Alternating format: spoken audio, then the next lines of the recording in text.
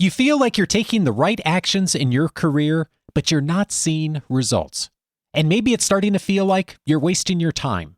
On this episode, how to win the long game when the short term seems bleak. This is Coaching for Leaders, episode 550. Produced by Innovate Learning, maximizing human potential. Greetings to you from Orange County, California. This is Coaching for Leaders, and I'm your host, Dave Stachowiak. Leaders aren't born, they're made. And this weekly show helps you discover leadership wisdom through insightful conversations. I know so many of us in this community have the heart and the intention for the long game. How do we move past just what's going on today or this quarter and maybe even this year and really make the decisions not only for ourselves but for others that are going to support long-term sustainability and help the world be a better place? And that all sounds great in practice, but boy, it's hard to do on a daily basis when the short term sometimes seems bleak. Today, I'm so glad to welcome back to the show a guest who's going to help us to really frame our expectations and also how do we approach a situation when we know we're on a good path for the long term, at least we think we are, but the short term is looking a little challenging. I'm so pleased to welcome back Dorie Clark to the show. She has been named one of the top 50 business thinkers in the world by Thinkers 50 and was recognized as the #1 communication coach in the world by the Marshall Goldsmith Leading Global Coaches Awards. She is a consultant and keynote speaker and teaches executive education at Duke University's Fuqua School of Business and Columbia Business School. Dorie is the author of the best-selling books Entrepreneurial You, Reinventing You, and Stand Out, which was named the #1 leadership book of the year by Inc. magazine. She has been described by the New York Times as an expert at self-reinvention and helping others make changes in their lives. She is a frequent contributor to Harvard Business Review and is now the author of her latest book, The Long Game: How to Be a Long-Term Thinker in a Short-Term World. Dorie, every time I see your byline on Harvard Business Review, I always smile because I know it's going to be a great article. Thank you so much for coming back. What a pleasure to have you. Hey, Dave, it's great to talk with you again. Thinking about the long game, we all want to really have that long-term perspective, and yet it's hard when the short term doesn't always look so good. And as I was thinking about your book and your expertise and what you do today, I found it interesting that you actually were planning an entirely different career coming out of school, and life had other plans, didn't it? I was planning all kinds of other careers. Oh my goodness. I am a failed doctoral student. I didn't get into any of the doctoral programs that I applied to. I got laid off from my job as a journalist. I worked in campaigns and all my candidates lost. So there were a lot of roads not taken, or perhaps more precisely, roads I attempted to take where I was just completely foiled and needed to come up with something else. We all espouse a desire for the long game, as I mentioned in the introduction, but in practice, it's super hard because we live in a world that tends to look at things from the lens of today, this week, this quarter, hitting the numbers. And I think one thing that really strikes me as helpful from your work and your perspective is thinking about timeframes and just setting our expectations. And one of the timeframes that comes up in the book a lot is this time frame of 2 to 3 years. I'm wondering if you could tell me a bit about what's significant about 2 to 3 years when you're starting to think about the long game. Well, for 2 to 3 years, the reason this was not something that I was specifically aware of or had a hypothesis about going into it, but something that I perceived initially in the early days of my own business, which I started in 2006, was that it actually seemed to take 2 to 3 years for me to start to see results in terms of the branding efforts that I was doing and the work that I was doing within my field to try to become recognized for some of my expertise. And at first I thought, well, okay, that was the case for me, but that's not necessarily illustrative beyond that. But about 5 years ago, I began running an online course and community called Recognized Expert, which is for professionals that want to build their platform, get known for their ideas, sort of have a bigger impact. And over the past half decade now, 600 people plus have been through it. And so I've had a lot of exposure and a lot of experience working with them, working with my private coaching clients, and actually seeing from a broad spectrum of people the patterns that are involved in this question of how do you become known for your expertise? How do you become known in your company? How do you become known in your field? And what I saw and what has become really clear to me is that in general, I mean, everyone's different, of course, and things can happen faster sometimes. But in general, it takes about 2 to 3 years to begin to see some results from the work that you're doing in terms of getting your ideas out there. And I would say in general, it takes about 5 years to be able to see a demonstrable difference and a demonstrable impact. And part of why I was really motivated to write The Long Game is that, frankly, if you do something for 2 or 3 years and up to that point, you're not really seeing many results at all, it is natural, it's understandable that a lot of people quit and a lot of people give up. And I believe they're giving up too soon. And so I wanted to write a book that really created a framework to try to help contextualize that process for people and hopefully keep them encouraged and motivated so that they can persist in getting their ideas out there and actually get to the other side of the riverbank so that they can accomplish what they want and make the difference they want. I'm thinking about my own journey in my career, and I'm also thinking about all the folks I've worked with too. And that 2 to 3 year time frame really seems so true in so many of those examples. And when you're at that 1.5 year, 2 year point, it's really hard to pick up the next day's work and to keep going when you feel like you're on the right path in the long run. For the person who is at that place where maybe they're 6 months in, a year in, a 1.5 years in, what helps to keep the big picture perspective and to keep going in the midst of not seeing very much feedback? Yeah, it's an important question, Dave, because in some ways it just feels like you have to take it on faith. You're keeping going and everything feels like, okay, why am I doing this? I'm a rational person. I'm not seeing results. But it's very much like the faith of, a farmer planting seeds, right? It takes a while, but from observation, from talking to experts, from the people around you, okay, it's going to be a seed underground for a while, but if we keep doing the right things, the process will turn out. And I think it's very similar for us in the journey toward developing and being recognized for the kind of expertise that we want. So I would say there's a few things. Probably first and foremost, at the outset of the process, and this is something that I feel like a lot of people don't do, and it's to our detriment, is I am a big believer in making sure that as early on in the process as we can manage, that we actually scope out what it really is likely to take in order to accomplish our goals.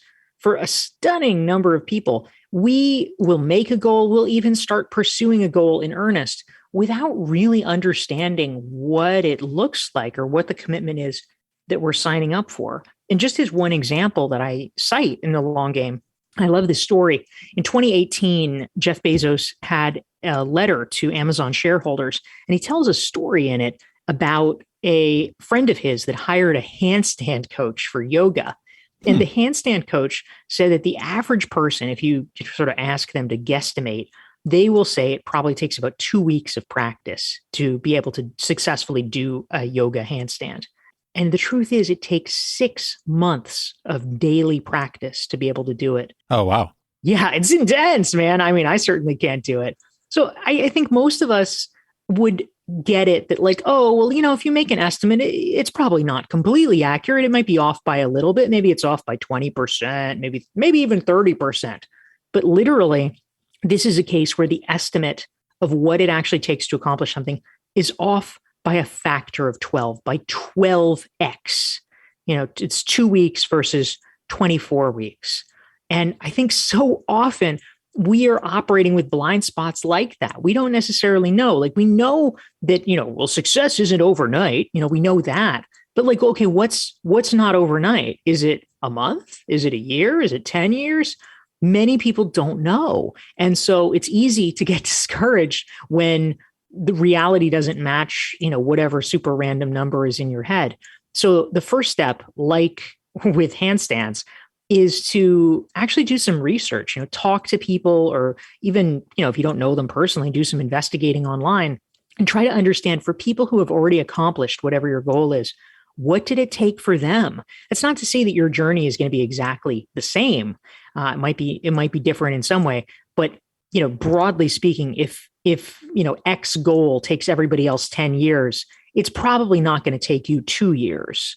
And so understanding what the ballpark is of what you're signing up for is really helpful in terms of being able to pace yourself and to maintain your momentum. You have done this successfully so many times in your career over the last 10 years. I've been watching your work and just seeing you continually reinvent yourself in amazing ways. What's helped you keep the faith at those times that the results didn't seem to be there, even when you knew, kind of like, okay, I know this is going to take about 3 years, but on those days that it wasn't there, what helps?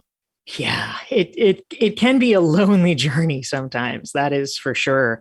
I think part of it is, to the extent possible, really focusing on what I'll call the interim benefits of the steps that you're taking. And so you were mentioning earlier, Dave, and thank you, that you enjoyed my articles writing for HBR, for the Harvard Business Review. And this is something I have done now I'm in my 11th year of writing for them. Wow, I've done congratulations. about 200 articles. Thanks.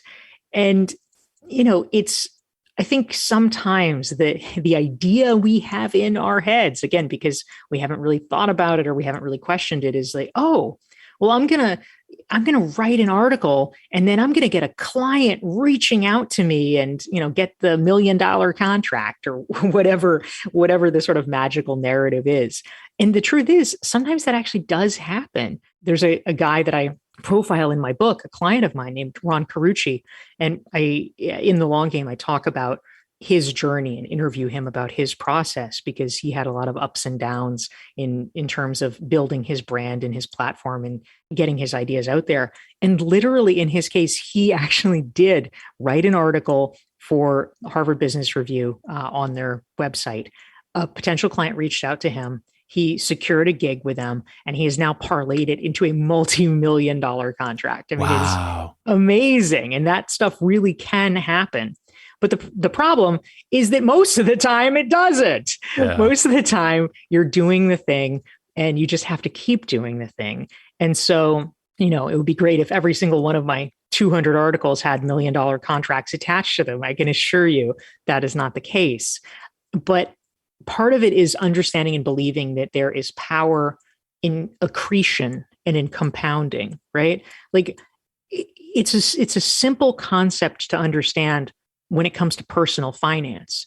Like we all know, we've all read the statistics, we can all believe it, that it makes a dramatically bigger difference if you start investing when you're 30 compared to investing when you're 50, right? Because it gives your money time to compound, and then, that compounded money compounds further. And so you're way better off at the end. Doing something small early pays off. And we get it when it comes to money. But for so many of us, we don't necessarily get it when it comes to our careers. That it's not that we have to bend over backwards and spend huge amounts of time doing something. None of us have huge amounts of time, but it's about being consistent and taking small, consistent actions so that we can actually accomplish what we want. And so in my case, doing the thing, writing the articles, it would be nice if every single one paid off in a huge way. But really, it's just a kind of fundamental belief that you can control what you can control. And that is the process. And it's not that you let go of the result. That's like way too Buddhist for most of us. If you're this hard charging business person, it's really hard to be like, oh, just let go. But ultimately, I do think that there's power in recognizing, look, some things are going to catch and some things are not. And we can't predict what they are. We don't know what they are. But if we just keep doing the work, if we keep doing the thing that we know is the right thing to be doing, then, it's like, it's going back to Little League or whatever. It's like, you know what? You hustle for the ball. And if you get it, amazing. And if you don't, you at least know you tried as hard as you could. You are doing the right things. And that's all you can ask for yourself at the end of the day. Yeah. And it just, I thinking about what you just said, and part of this is just changing our mindset, right? Because I think one of the things I ran into, and I hear a lot of people struggle with this, is they're so worried. And I was so worried at times in my career, I'm wasting my time, that I'm 2 years into this or 3 years into this, and maybe I've seen a few results, but I'm sort of wasting my time, or at least it felt that way. And one of the things that you warn us about in the book is people sometimes revisit their strategy too often, right? Like they go a few weeks into something or a month or two, and all of a sudden they're changing the strategy. And I think the opposite also is true too, of like, how do we know when we maybe should set something aside or stop?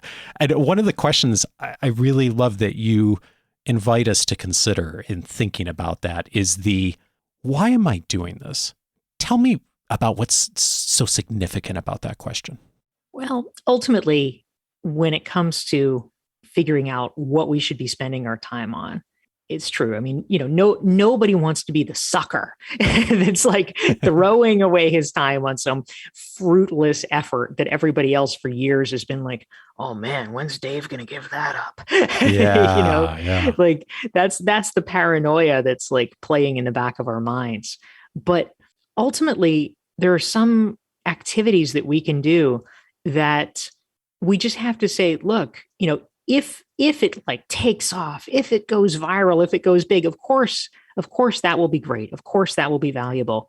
But is it also valuable in the doing? Is the process valuable? And, just as one example that I share in the long game, I talk about a friend of mine named Alyssa Cohn. And Alyssa did something kind of wild. She's an executive coach, and she was a big fan of Hamilton, like a lot of people are.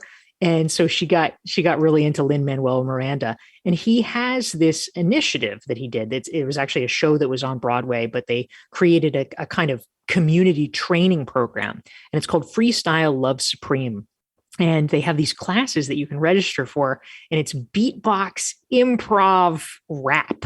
Awesome. And, super cool. And, meanwhile, Alyssa's like, okay, that sounds cool. I'll do it.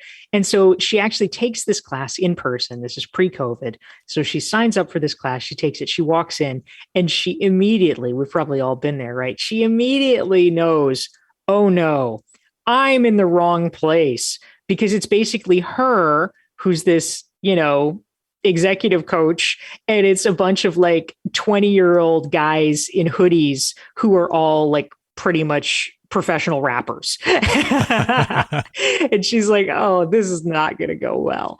And so after the first class, she emails the instructor, and she's like, I think I'm in the wrong place. I think I should drop out. This isn't going to be right. And what the instructor said to her, which she said she found so powerful, was, look, we're not trying to train you to become a rapper. What we're trying to do is help you unlock your creativity. Ah. And she thought about it, and she's like, oh, actually, that is what I want. That actually is why I signed up for this course. I do want to be more like that.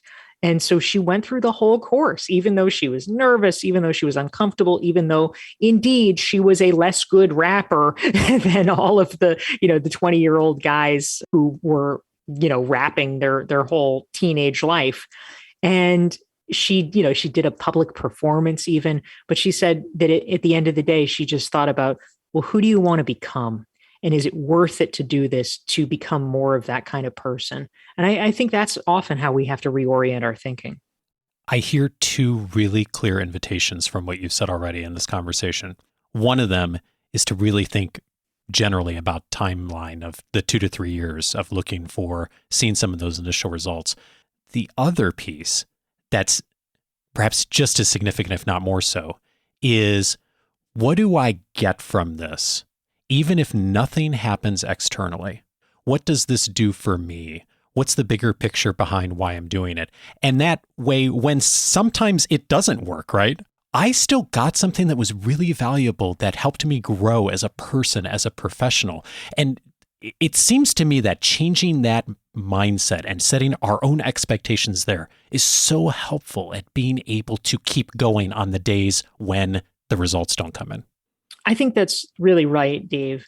And it reminds me of another story that I share in the long game about my friend Jonathan Brill, who's a kind of futurist and innovation expert. And he has a phrase that he uses that I really like and think is kind of apt here, which is he says, how can you win even if you lose? And I think that's a really good question for us to ask. And in his case, he was really interested in learning about food and food policy, and specifically innovation in that area. And so he volunteered a few years ago to take a leading role with the World's Fair, which was being held that year in Milan and had a focus on food. And he figured, at a minimum, this is always a good question to ask, like, what would you get out of it at a minimum? And he said, okay, well, at a minimum, I am going to learn a lot more about the food industry and the food ecosystem. I'm going to make connections with people and build up my expertise in this area. And so, he recognized that in volunteering to do this, it was kind of high risk. I mean, he might feel like he wasted time. Maybe it wouldn't turn into business leads or whatever. He hoped it would, but he realized that even if he only accomplished the minimum of just building his knowledge and building his network, he would consider that sufficient. He would consider that a win. Now, as it happened, he did manage to land a really big consulting contract as a result of the connections he made there. But it's always saying, well, if the minimum happens, would I still be happy with it? And if that's the case, then it's a good bet you should probably do it. Yeah. And then it keeps the motivation is also then intrinsic instead of just, I'm waiting for the rest of the world, my colleagues, my peers, the industry association to affirm what I've done, which when that happens, great, right? To your point. Totally. But it keeps me going at the times when maybe I might stop otherwise because I have an intrinsic reason to do this. I'm thinking still about the handstand, Coach. Yeah, hard to get that out of your head. It is. And how wrong so many of us are about how long something tends to take to get mediocre at or good at. And I'm wondering, as you have, by the way, dabbled in some things people may not know about, like the arts and music, and you've had some good success in doing that in your career too. But things that you traditionally did not get training on, you were not in those industries. How have you found it to work to get a little bit better at estimating what that time frame is? So maybe you're off by a factor of 1.5 instead of off by a factor of 12. Yeah, this is really important. I remember, just talking to my mom, and she had this guy. She was doing a lot of renovations in her house, and she had this carpenter that she worked with, and he was a great carpenter. Like, his work was fantastic and, always really high quality. But she felt so bad for him because he was always having financial problems. And the reason, it was the same reason. It's like the guy kind of couldn't figure it out. He would always estimate something and then price it at, it'll take me 10 hours. And then meanwhile, it takes like 25, but he's already guaranteed somebody the pricing. And so he ends up just killing himself and not making nearly as much money as he had predicted because his estimation skills were so off. And that always stayed with me. And so literally one of the things that I actually do, now I know people have all kinds of different opinions about this in terms of productivity apps and styles and techniques, but I kick it old school, and I actually literally have a to-do list on a sheet of paper. But one of the disciplines that I have is I will very frequently write estimates of the time that I believe that a particular task will take. And then I actually track it, and I go back and try to see how accurate I am about, writing this article takes this long, or, dealing with customer service about XYZ takes this long.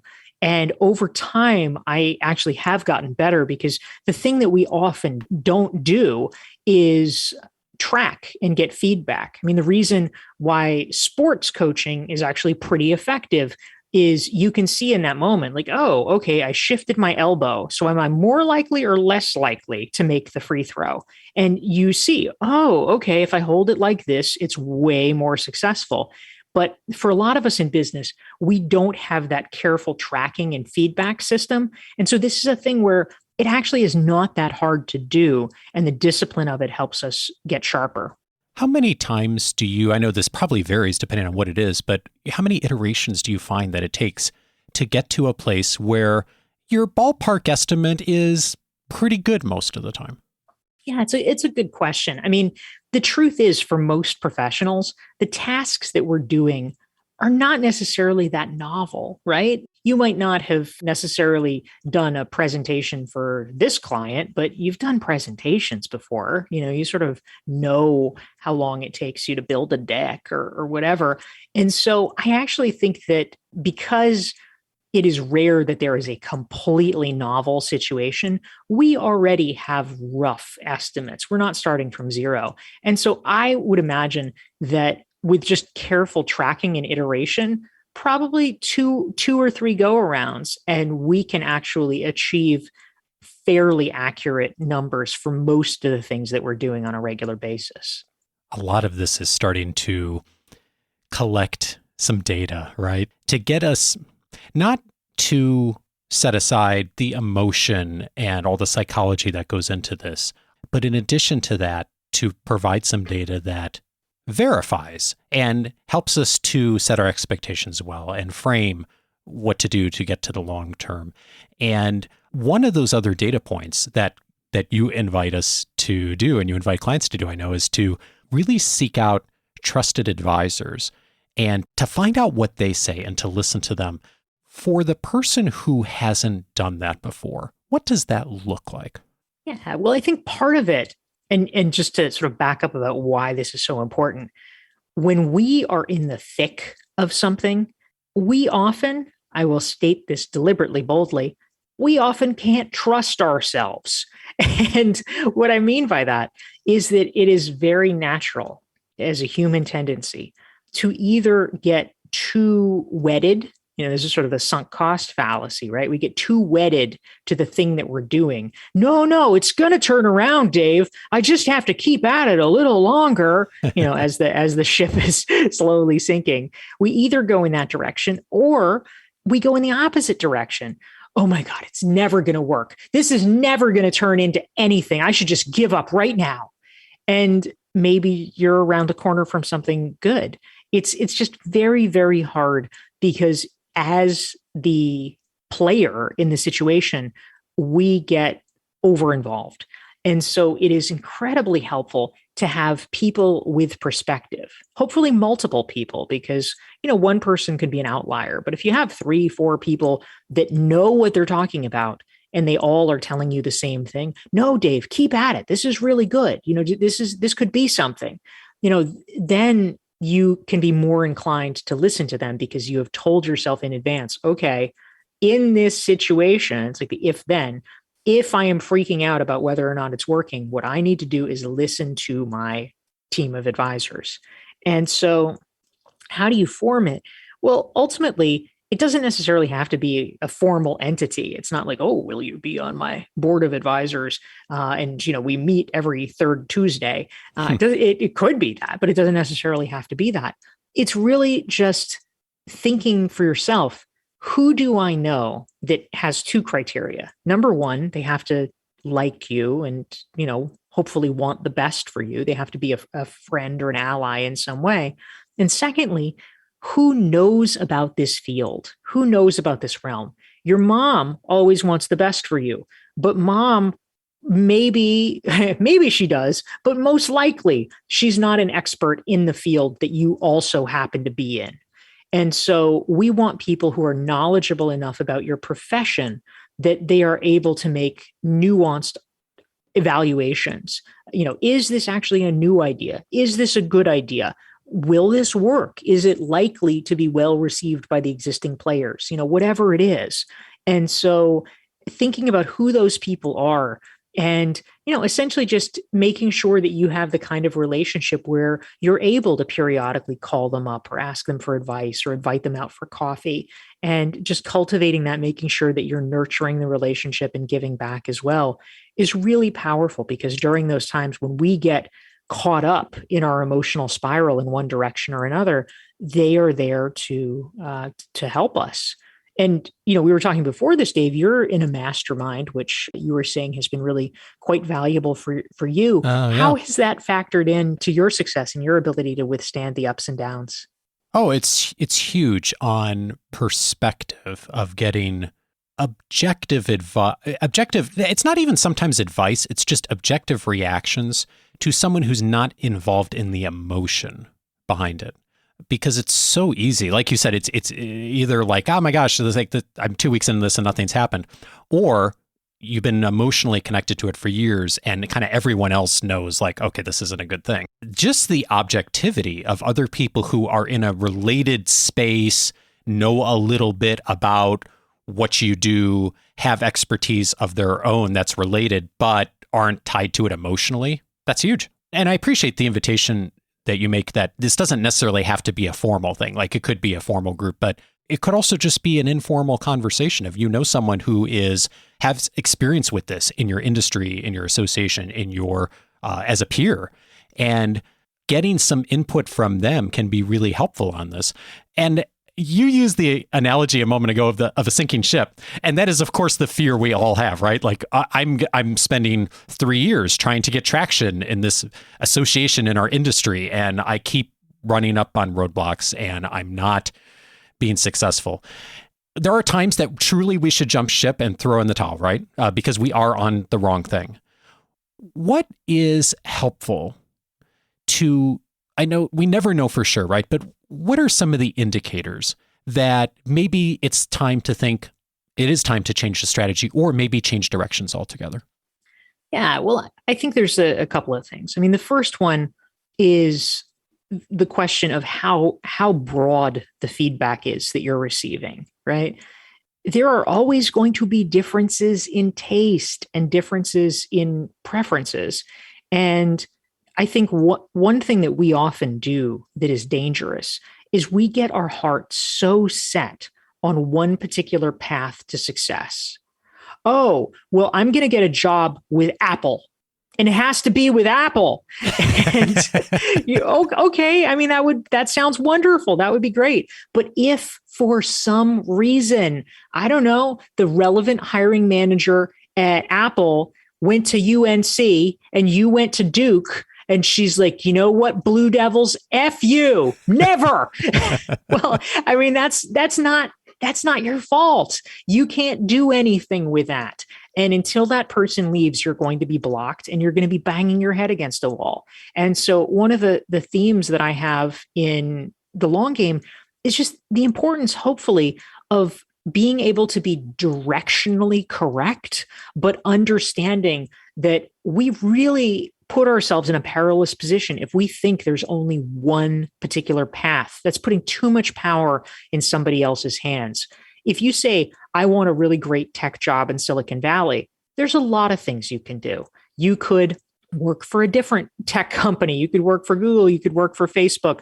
You could, let's say you love Apple because of its design. Well, you could work for, IDEO or Frog Design or one of the design consultancies. Maybe you could be a journalist covering the tech world. Maybe you could work for a venture capital firm and fund new startups. Maybe you could get a job at an incubator and nurture the next generation. Maybe you could get an adjunct teaching job at Stanford. There's a million ways, there's a million variations you could do to be part of that world and that ecosystem. But if you say, no, the only thing that will make me happy is getting a job at Apple, it's just very dangerous, because there's a lot of things in life we can't control, and it might break your way and it might not. In addition to the book itself, you have an invitation for us to do a bit of an assessment, to start to collect a little bit of that data so we get a sense of where we're heading. Would you mind sharing that with us? Yeah, thank you, Dave. That is true. I know that there's a lot of hunger out there for strategic thinking. I actually a couple of years ago created a course for LinkedIn Learning on strategic thinking that they just announced recently that it has been named one of the most popular courses on the entire LinkedIn platform Indeed. this year. Congratulations. I saw that too. Thank you. Yeah, number two across the platform of 16,000 courses. So, 1.2 million people have taken this course. So I know there's a lot of interest in how do we bring the principles of strategic thinking into our own lives and careers. And so I created a free resource that kind of complements the book, The Long Game, called The Long Game Strategic Thinking Self-Assessment. And folks can download it for free at dorieclark.com/the long game. Perfect. We are going to have that linked up in the episode notes. Of course, it's also going to go in this week's weekly leadership guide. So watch for that in your inbox. Dorie Clark is the author of The Long Game, How to Be a Long-Term Thinker in a Short-Term World. Dorie, thanks so much for your work. Dave, great to be here. Thank you.